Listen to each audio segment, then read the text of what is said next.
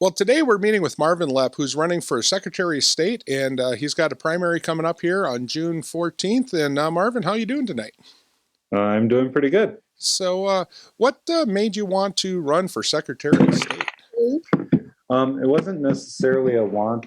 It was more of a desire to serve. Last couple of years have been rough on everybody. Let's be honest. And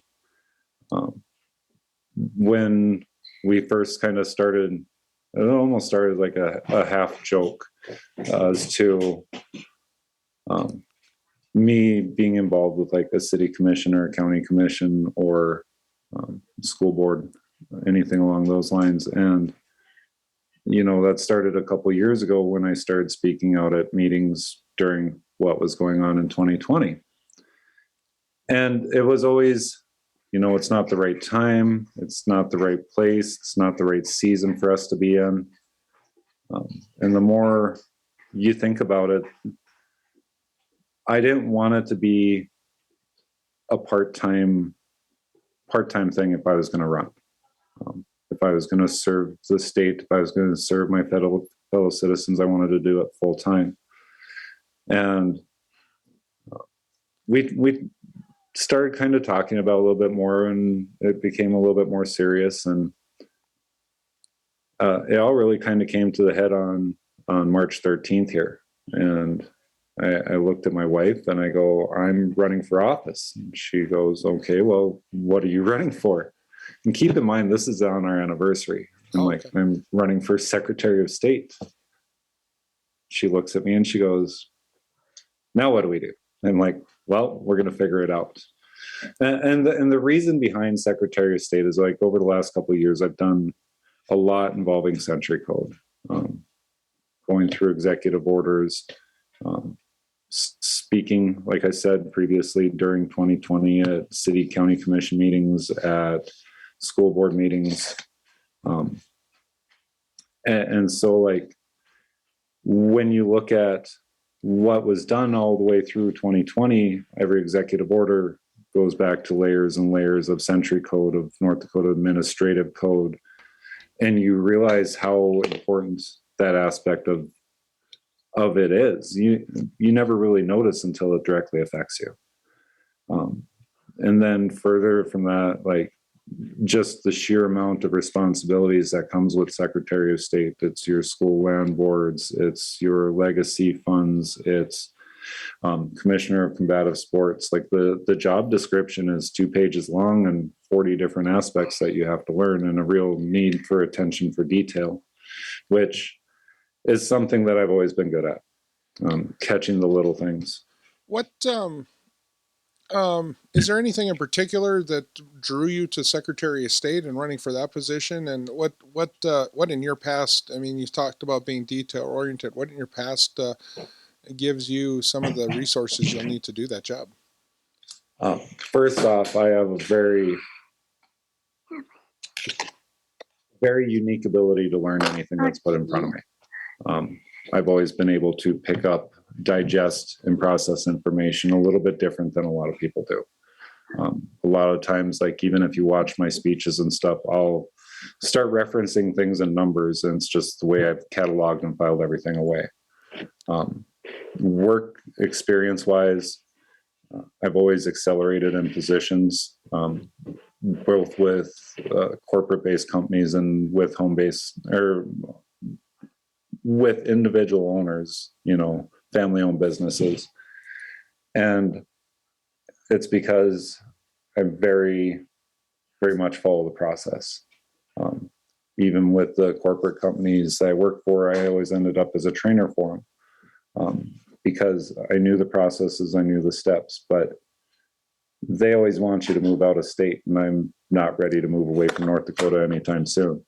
So, well, one of the things that makes North Dakota unique, you had your daughter here with us during this interview, is North Dakota is just a bunch of normal people doing extraordinary things and serving our communities. Talk a little bit about service and your expectations if you get the job. there's a lot of things with the Secretary of State's office that need to be, you have to listen to the people. And that's something that I've really noticed when I've been going out and I've been speaking. I love when I go to events just to be able to sit and talk with individuals, find out what their concerns are, find out what they think that we need to be doing better. And there's been, you hear all sorts of things, from the elections to even small businesses to transparency with the Secretary of State's office to, like, there's a lot of growth that we have in that office and a lot of potential to really smooth it out and to make it a little bit more friendly to the people of North Dakota. I'm glad you said that. One of the issues with the North Dakota Century Code is it's very vague and open to interpretation by whatever organization or part of government is interpreting it. And some sections of North Dakota government are very strict to that, and some are really loose. How do you navigate those waters and help the people in North Dakota that are affected by those different agencies? There's a lot that needs to be addressed, even just when going through the executive orders, just the Century Code. And there's parts where it's very vague as to how it addressed. And that goes back to legislation where, I mean, our legislators write the laws. Secretary of State is executive branch, so it's executional laws. And then you have judicial, which is interpretation. The things that need to be addressed that concern me the most is how certain words are used. Even if you look at the word subject, there's 20 different definitions and 2 different pronunciations. You have subject and you have subject, and both have completely different contexts and meanings. May, shall, should, like there's points where that stuff needs to be tightened up a little bit. So it removes that gray area to it. It should be very black and white when it comes to reading Century Code. One of the current bills that I'm going through was from last session. It was House Bill 1253. It was 83 pages of amendments to the Century Code regarding our elections. And when you sit and you go through it, you're looking at like, that needs to be tightened up a bit here or there. Like there's too much room for interpretation that should be removed. And again, that would come back to the Secretary of State's office working with legislators to make sure that the wording's better so that a normal person can actually sit down, read it, and understand it. You don't need to have an attorney present to understand the sentence regarding let's say schools and vaccination requirements for children to enter schools. You shouldn't have to guess what's involved there. You shouldn't have to worry about, as a parent, if you're signing a consent form, what that particular Century Code allows the school to or not do, to do or not do. It should be defined. And there's a lot of room for growth, and there's a lot of room for correction. I think my biggest uphill battle that I found going through like bills and everything else is there's some of these that are just monsters, 200-page bills that are great big broad sweeping changes that a lot of our legislators will admit that they didn't take the time to read. And that's a problem. And we need to either find a way for them to have more time to do their research, or we need to start finding legislators that are going to be willing to put in the work. What it's been a while since there's been a huge primary for this position. What separates you from your opponent? I think the fact that I don't have a political background, where I'm bringing experience to the job, but I'm not attached to any group. I'm not attached to any organization. Yes, I'm a registered Republican, but up until the last 2 years, we weren't the ones going to the district meetings. We went out, we learned about the candidates that were running, and we voted our conscience. And I think a lot of people have done that. But at the same point, because we've done that, we haven't paid attention to what was really going on. And 2020 definitely, and 2021 put a very, bright shining spotlight on everything going on at the Capitol. What And what what's one of those things that that you've seen when you've been talking with people that's been highlighted that's been kind of left in the dust by the previous Secretary of State that you could do better? There's been a lot of talk just with like streamlining the Secretary of State website, making sure that it's a lot more user friendly. And I know it's been in the works for probably a year or two now. It's just implementation is going to be really big. And if you look at like a lot of our small businesses, they're using their iPhones, they're using their tablets for doing all their business transactions. And to be able to make sure that it's mobile friendly enough, so if they need to log into to the Secretary of State website, they need to go to any of that stuff, it's a lot easier for them to use. Just that streamlining the office technology, and bringing a little bit more visibility to the process of what actually happens inside the office. One of the things that, for anybody that's been outside of North Dakota and come back, the Secretary of State's office, they have a lot of administrative roles and different things like that that can be very frustrating in other states. And yet, most people I talk with that work with the different offices in the Secretary of State in North Dakota usually walk away with a smile, even if you didn't get the right answer. What were you going to do to maintain that that cordialness that's in a state office that most other states don't have? I'm a firm believer, and I always have been. I'll never ask somebody that works for me to do something I don't know how to do myself. And so team building is huge. Like, to be able to provide an answer quickly in any situation that's the proper answer is key. And it doesn't matter if it's myself or if it's an employee with a different part of the department, because there's 33 employees at the Secretary of State's office. And granted, everybody specializes in certain aspects, but you should be able to find the right person the first time you go into the office to get the answers that you need. Sweet. What's something that you've heard that needs to be changed from the previous administration, from talking to people around the state? A lot of people are frustrated currently with the petition process.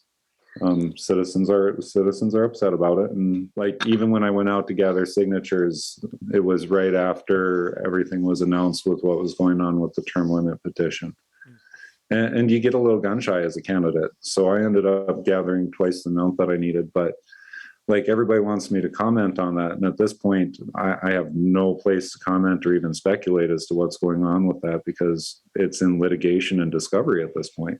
Like, there's no way that I can provide a satisfactory answer to the situation not knowing what the entire problem is. And I think that frustrates people a little bit. But even when I talked to Jay Thomas yesterday, he had expressed frustration back when they had done some recalls here out in Fargo and signatures rejected and stuff, and providing like even basic education for, if you're going to do a recall, if you're going to do a petition, here's the video, here's the links, here's the steps, so that people can see and ensure that they're doing that process right, to avoid situations exactly like the one we're in now. The other thing that I've heard a lot is a lot of frustration regarding the previous elections. And whether you believe that there was election issues here or not, like somebody that's very high up the ladder with the Republican Party gave me these numbers, which I can't verify, but I trust what they say, was like 30% of our state believed that there was election issues in 2020. And another 50% believed nationally that there was election issues. And so just the fact that there's doubt, there should never be doubt in our elections. There should never, ever be doubt in our elections. And so that's something that where transparency is going to be needed to be involved too. And the other day, Mr. Jagger was on Scott Hennon's show, and he covered a lot of the subject, but it was almost like he he had a script sitting in front of him for his answers. And when people have questions or when people have doubt, you should take it serious, you know. And it's with anything. You should never have to worry that your vote was counted properly.